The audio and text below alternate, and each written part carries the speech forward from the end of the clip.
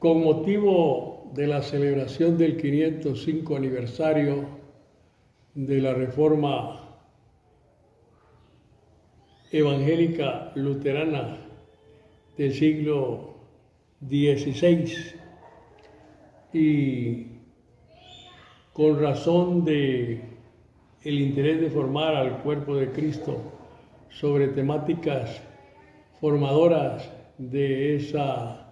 originadas de ese movimiento llamado la Reforma, hoy quiero tratar el tema de la Iglesia como institución o como manifestación del Espíritu.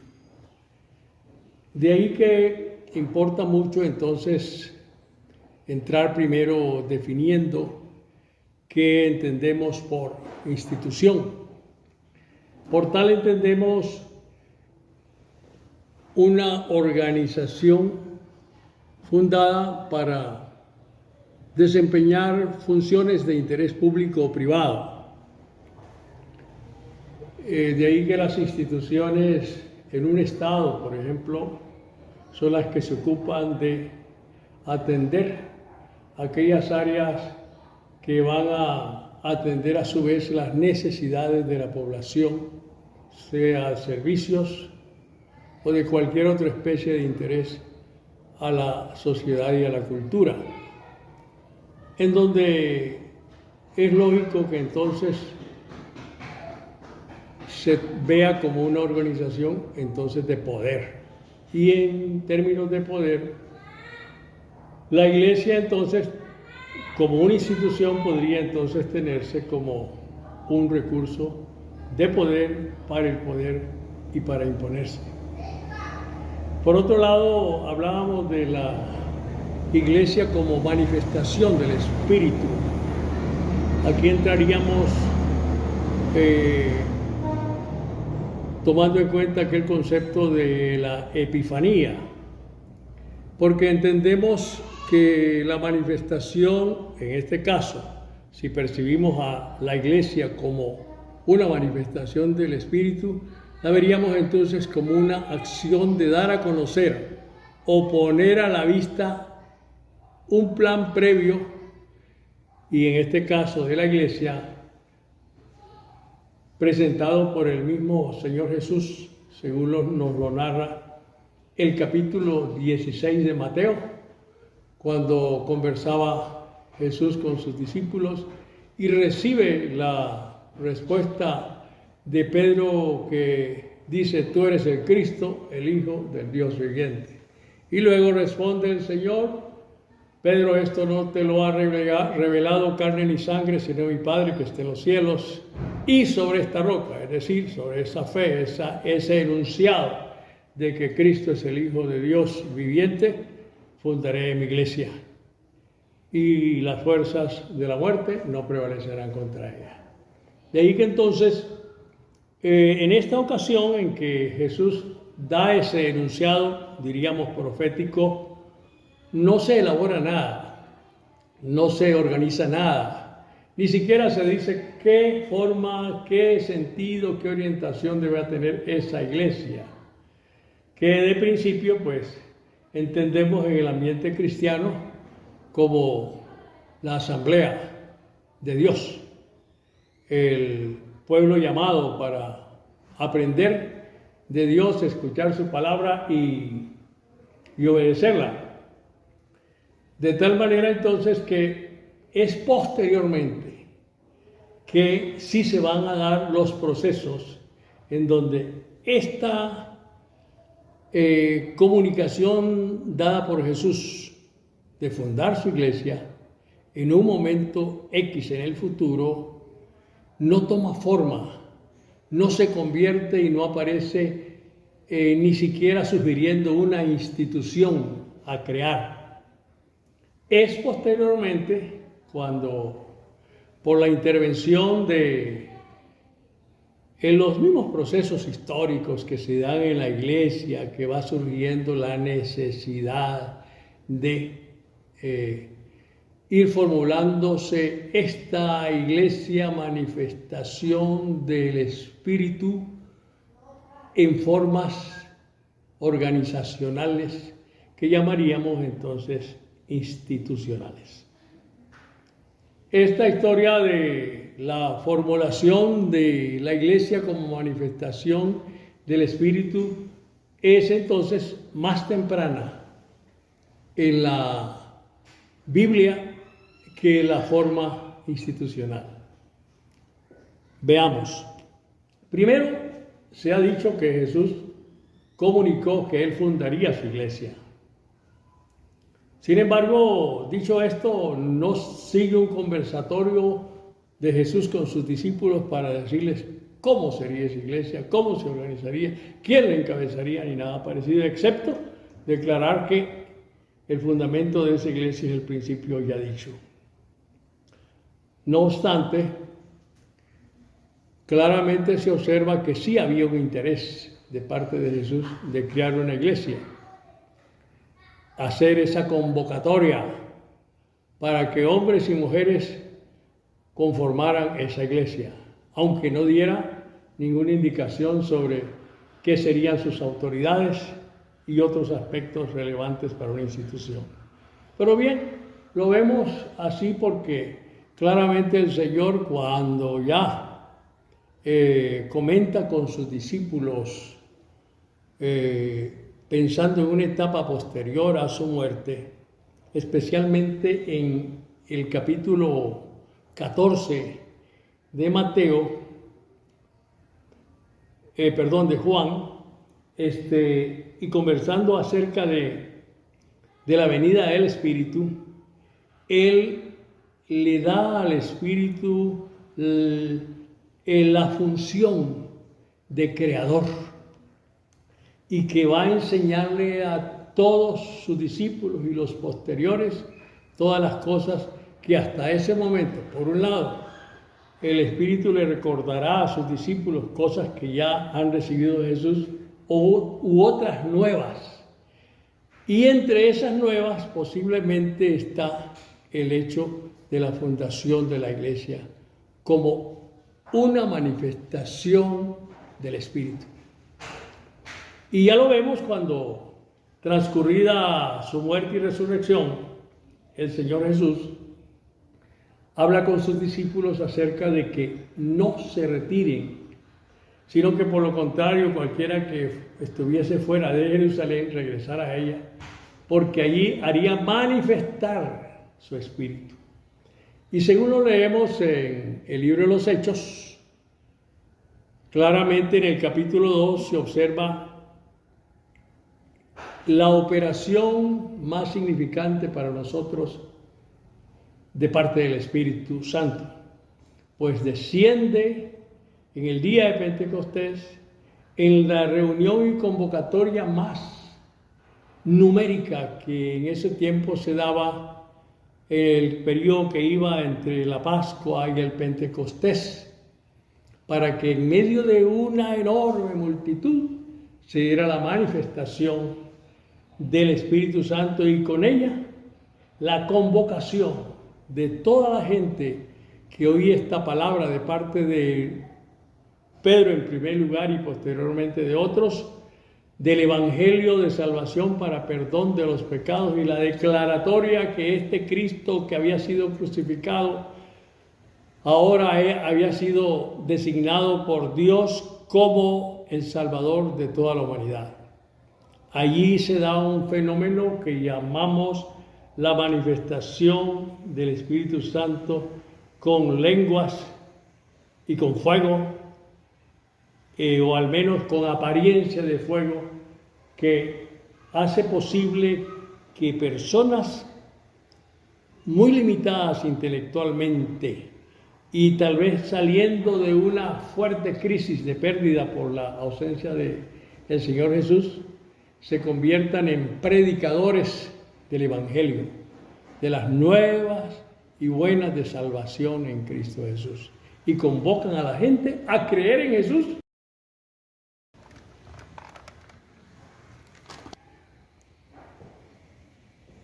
Dándose en esa ocasión, a partir de la convocatoria que hace el apóstol Pedro y junto a él sus restantes compañeros de discipulado, hay una conversión mayor a las 3,000 personas, y además el texto siguiente comunica diciendo que Dios añadía cada día a los que habían de ser salvos. Al final entonces de esa fecha, ya el cuerpo de iglesia estaba dando señales de una existencia clara, y era que la iglesia sería entonces un cuerpo compuesto principalmente por personas y una creación, diríamos, por operación o manifestación del Espíritu Santo. Y es que aquí hay algo que debemos tener claro, y es que desde el primer libro de la Biblia y primeros versículos del Génesis aparece el Espíritu Santo. El Espíritu, como dice, que se movía sobre las aguas. De tal manera que cuando escuchamos a Jesús hablar del Espíritu Santo, entonces estamos conscientemente reconociendo que ese Espíritu consolador, acompañante que prometió Jesús en Juan 14, es el Espíritu que ahora se manifiesta en Pentecostés.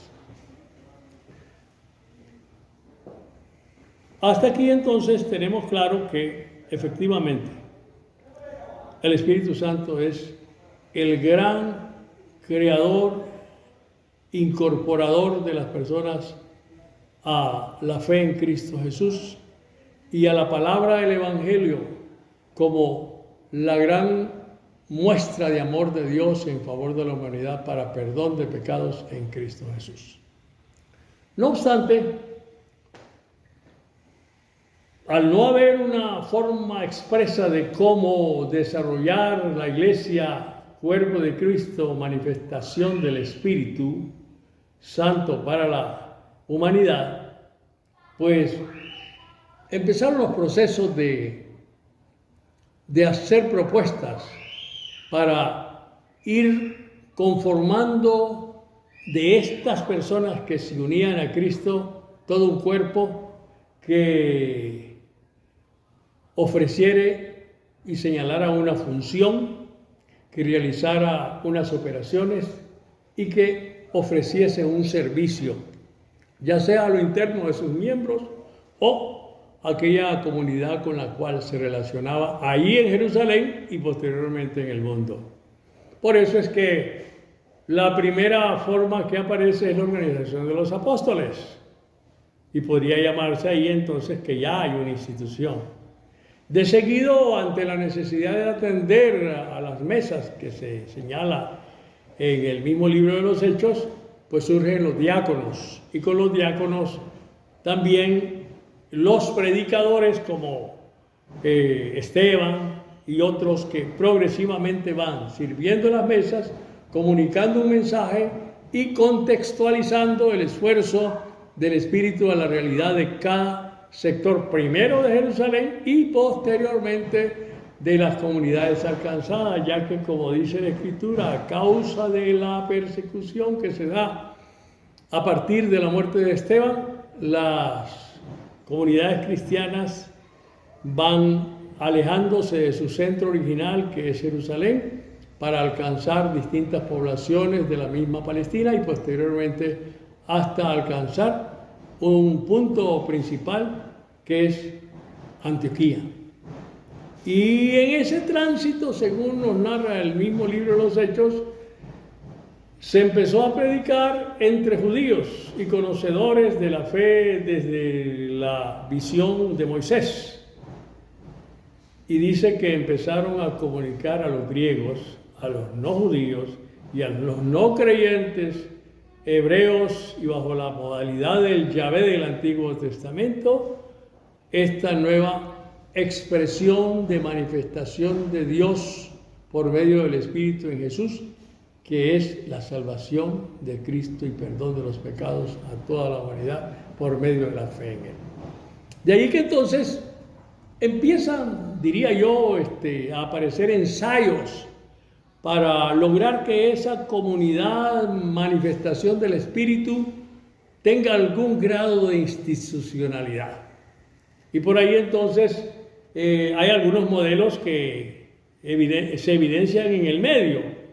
El modelo más propio para un judío de la época era el modelo judío, que desembocaba como elemento cúspide en el Sanedrín, y en donde sí había un elemento importante para la iglesia y para el mismo pueblo hebreo de la época, era que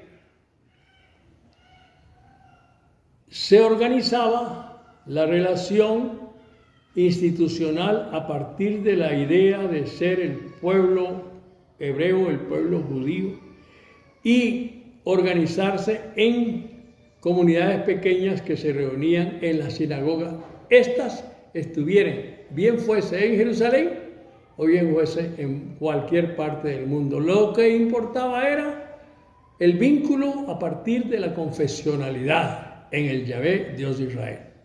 Pues bien, a partir de ahí entonces es Israel el que se reúne en una sinagoga como el que se reúne en el templo en Jerusalén. ¿Es Israel el que se reúne en una casa o el que se reúne en una plaza pública? Por ahí entonces el cristianismo tiene un elemento orientador de cómo pasar de una condición de manifestación del Espíritu a una institución, progresando hacia la conservación de valores y la estructuración de una sistematicidad en el modo de vivir, en los servicios a ofrecer y el compartir del pan y el vino de la comunión.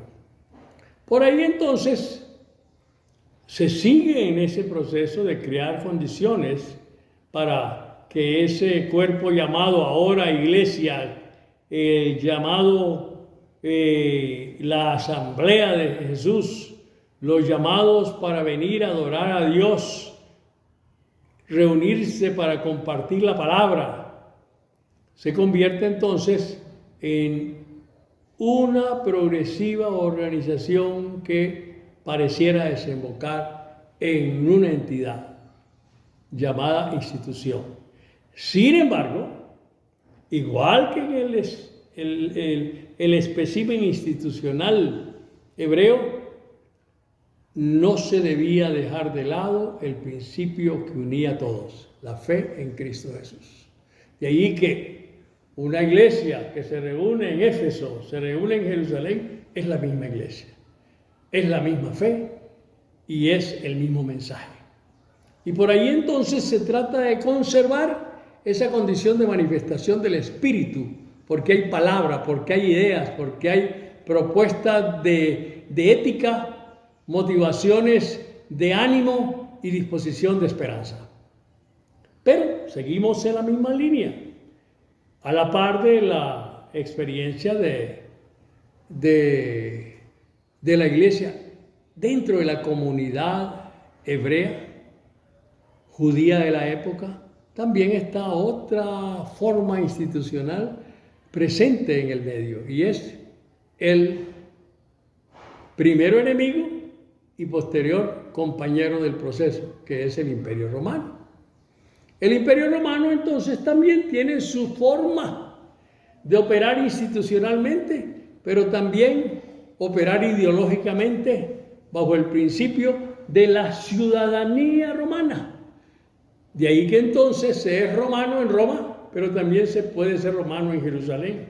Se es romano en las Galias y se es romano en Asiria. ¿Y por qué?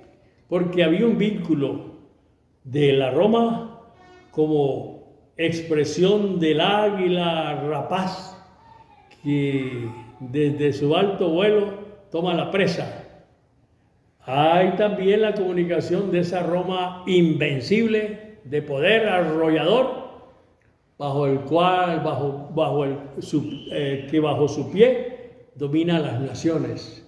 Pero también hay esa Roma integradora que hace de todos un solo mundo, una universalidad, una totalidad en donde a lo largo del tiempo, por parte de la misma Roma, en lugar de excluir pueblos, va integrando pueblos. Y hace de griegos romanos, hace de judíos romanos, hace de galios romanos, y así sucesivamente hasta alcanzar una universalidad romana, se esté donde esté. Y por ahí entonces el apóstol Pablo, con una actitud de gran observador y gran sistematizador de la organización humana, que ya ha recibido en un estado, si no avanzado, numéricamente significativo, él propone entonces crear una iglesia que tiende a ser institución. ¿Por medio de qué? Bueno, primero, digamos que él lo declara en el capítulo 4 de Efesios, diciendo que Dios ha dado a la iglesia dones para edificación de la iglesia y lograr la perfección del cuerpo de Cristo. Ahí aparecen los oficios y denominados dones, como son profetas, apóstoles, maestros, predicadores, evangelistas. Tal vez esto no sea una lista clausurada, de números clausum que llaman. Tal vez sea una lista abierta, pero por el momento en este capítulo 4 está señalando que la iglesia siempre es un don y opera por los dones del Espíritu, pero que en ella ya hay nombres, ya hay puestos, ya hay sistemas, ya hay dinámica de relacionamiento legítimo o ilegítimo. Imitando de esta manera entonces Pablo a la organización romana, y el espíritu romano de organización institucional conduce a la iglesia en un proceso cada vez más amplio hasta alcanzar que el imperio romano y sus autoridades, que fueron en un primer momento enemigos de esta fe, de la iglesia y de sus miembros, se convierta en su gran amigo, al extremo que ya para el tiempo de Constantino y posteriormente Roma, la paralelidad del órgano iglesia, manifestación del Espíritu, y la iglesia, institución, junto al imperio romano, se hermanan hasta desembocar hoy día en lo que vemos en algunos símbolos de poder de la Europa contemporánea. Por ejemplo, una Rusia con un símbolo patriótico de dos águilas, con un solo cuerpo, pero con dos cabezas. Y eso se repite por todos lados, en donde la fe y el poder consuman una gran unidad que va a crear entonces una solidez. Por eso es que de alguna manera el concepto de institución es sinónimo también de poder. Y ahí es donde está la disyuntiva que tiene la iglesia del pasado y del presente en ejercer como manifestación del Espíritu con dones, gracia, recibiendo de gracia y dando de gracia, en donde los valores de amor, paz, bondad, misericordia predominen sobre el poder, la decisión ajena a la gracia. Por ahí entonces, igual que ayer, tenemos la misma disyuntiva hoy. Sin embargo, siempre debemos decir que la iglesia entonces tiene sus momentos en donde requiere, en ese proceso de vivir institucionalidad y espíritu y manifestación del Espíritu, tiene que ser sacudida. Y este sacudión, en el caso de la iglesia occidental, la iglesia latina o romana, pues se dio con la Reforma. Un sacudión en donde los reformadores, encabezados por Martín Lutero, hicieron ver que la iglesia de la época en que ellos vivían y antes de ello era una mera institución pública para el ejercicio de un poder. Y incluso los reformadores señalaban que era un poder no legítimo, porque no partía para sus decisiones, sus operaciones y sus instituciones del fundamento bíblico, y que por lo contrario, en lugar de asumirse en su conducta la palabra de Dios guiadora, por lo contrario se buscaba imponer a la Escritura la capacidad de poder de la institución romana plenamente. En menor o mayor grado de esto no escapó tampoco la Iglesia ortodoxa. Sin embargo, por no ser de nuestro ambiente, no nos hemos ocupado expresamente de ello. Sin embargo, tenemos que reconocer que toda forma de iglesia, esté donde esté, igual que también lo es el cuerpo de Cristo, manifestación del Espíritu, tiende también a ser institución de poder. Por ahí entonces, este sacudión de la Reforma tiene algunas cosas que van a hacer que se profundice un cambio lo suficientemente rotundo, pero con límites. ¿Por qué digo rotundo en la profundidad de los cambios, fuerte en la materia de los cambios? Sí, fue fuerte en cuanto que se retomó la Escritura como la única fuente suficiente para fundamentar todo lo que se pensase, se hiciese y se decidiese en la Iglesia. Eso lo vemos con la declaratoria de la sola Escritura. Segundo, también se trató de rescatar a Cristo como cabeza y fundamento no solo de la salvación, sino de la Iglesia, declarando que solo Cristo es quien nos salva. Se elimina también en ese proceso de sacudión de parte de la Reforma la propensión por medio de la institución romana a cobrar por todos los servicios y por los perdones en favor del tesoro de Roma. Pero también es importante también alcanzar a la Iglesia. ¿Por qué? Porque también se dio la necesidad de redefinir lo que es la Iglesia, lo que esos son sus funciones y lo que institucionalmente podría ser su gobierno. Y es que en el momento más sencillo del proceso de reforma, en donde todavía no prevalecía el poder como el elemento que distanciaba, acercaba a las autoridades políticas de la Iglesia, entonces se da de parte de los reformadores la idea de una iglesia mínima, en donde se habla de que la iglesia es la comunidad de personas que se reúne para predicar la palabra de Dios genuinamente y compartir los sacramentos. Y allí entonces incluso se alcanza a decir que la misma comunidad deberá determinar sus autoridades y darse a sus pastores. Posteriormente eso cambia, ya lo sabemos. El sacudión inicial hizo temer mucho a los principados de la época del tiempo de la Reforma, pues eso de que los miembros de una pequeña comunidad decidieran sobre la autoridad del príncipe y el mayorazgo territorial trajo enormes consecuencias que ya sabemos desembocó en la famosa guerra de los campesinos.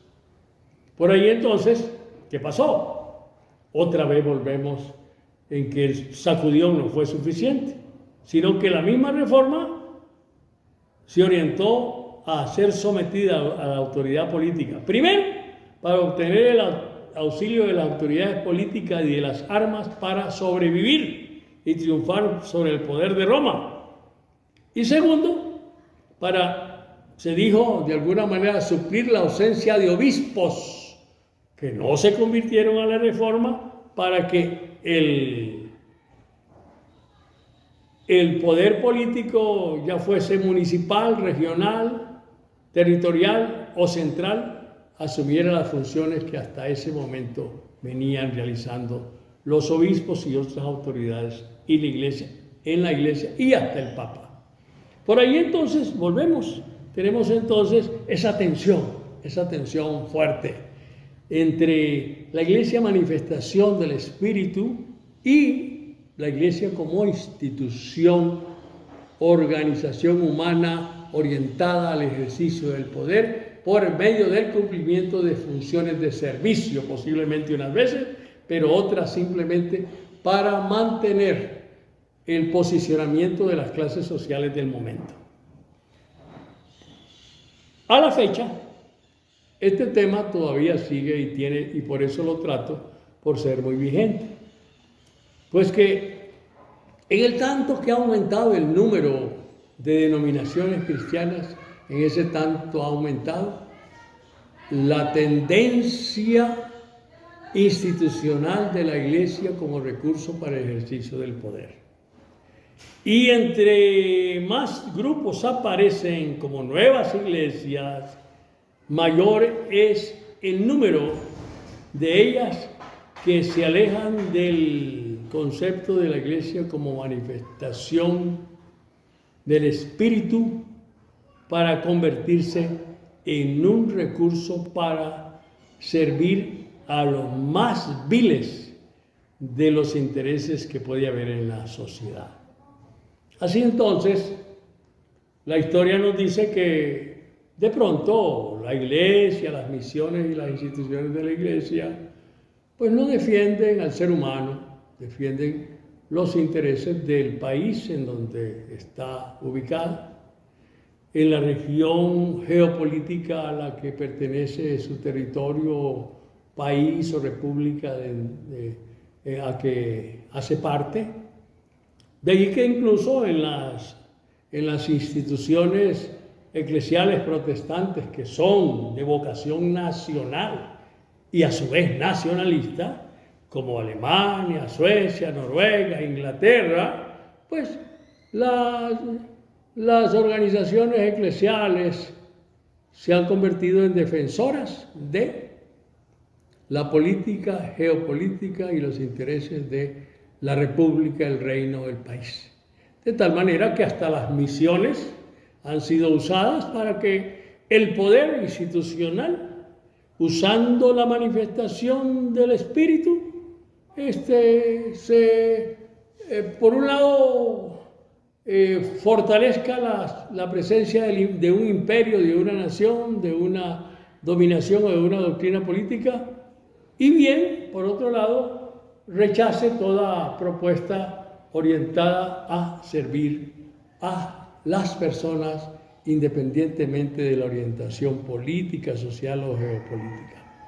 Por ahí entonces, hoy día, como hasta hace poco, vemos entonces que la Iglesia evangélica en general de los Estados Unidos defiende, aplica y avanza sobre el lomo de ya sea el elefante republicano o el burro demócrata. En Alemania, ahí está la lucha en favor de OTAN y rechazando toda oportunidad para una tercera opción o cuarta o quinta posibilidad que tal vez podría orientarle el espíritu en la Iglesia. Luego vemos en las regiones distanciadas del cristianismo un reclamo en donde le dicen a la Iglesia de esta parte del mundo: ¿qué pasa con ustedes? No que ustedes nos enseñaron que en Dios hay misericordia, que hay amor, bondad no. Necesitamos entonces que ustedes retomen su posición. Y aquí ya para señalar el último punto de mi conversación, digo que creo que sí. El hecho que la Iglesia haya avanzado tanto en el ámbito puramente institucional, eso no dice que la palabra sigue vigente para que ella sea una manifestación del Espíritu. Pero eso sí, aclaro, no solo una manifestación del Espíritu para los que hoy clasifican o se autodefinen como parte de la Iglesia, sino que creo que vale la pena retomar aquel concepto que plantea Joel, en donde dice que Dios prometió derramar su Espíritu a toda la humanidad. y que los jóvenes, los niños, los adultos y los ancianos proclamarían las bondades de Dios. Aquí está entonces el reclamo, la base del reclamo de aquellos que no se llaman así cristianos ni los vemos como miembros de la iglesia, pero en cambio que sí están en la universalidad que una manifestación del Espíritu siempre tiene. La manifestación del Espíritu es para la totalidad y no para una particularidad. Y eso lo tomamos desde el puro inicio, como les decía al principio, de Génesis 1, en donde el Espíritu de Dios se movía sobre las aguas, todas las aguas. Igual aquí Joel, y luego citado por Pedro en su predicación de Pentecostés, dice que el Espíritu de Dios ha sido dado a todas las naciones. Y por lo tanto yo me atrevo a decir que entonces la manifestación del Espíritu llamada iglesia rebalsa, supera, llena y además arrolla con su caudal a la totalidad de la humanidad y la creación de Dios. Y por lo tanto entonces, como manifestación del Espíritu no tiene límites, como no tiene límites la gracia de Dios y no tiene límite el perdón de Dios. Por ello declaramos la universalidad de la manifestación del Espíritu llamado iglesia, para que todos sean acogidos como un método de reconciliación de la creación de Dios, de la humanidad, de la naturaleza, y para una restauración del todo de la obra de Dios por medio de Jesucristo. Por lo tanto, entonces, abramos nuestras mentes. Y eso se logra simplemente conservando en la concepción de la iglesia como manifestación del Espíritu. No es necesario hacer grandes esfuerzos para entender esto, ya que está muy claro que Dios quiere y ha hecho en Jesús la reconciliación con todo el mundo. Amén. Y Dios les bendiga.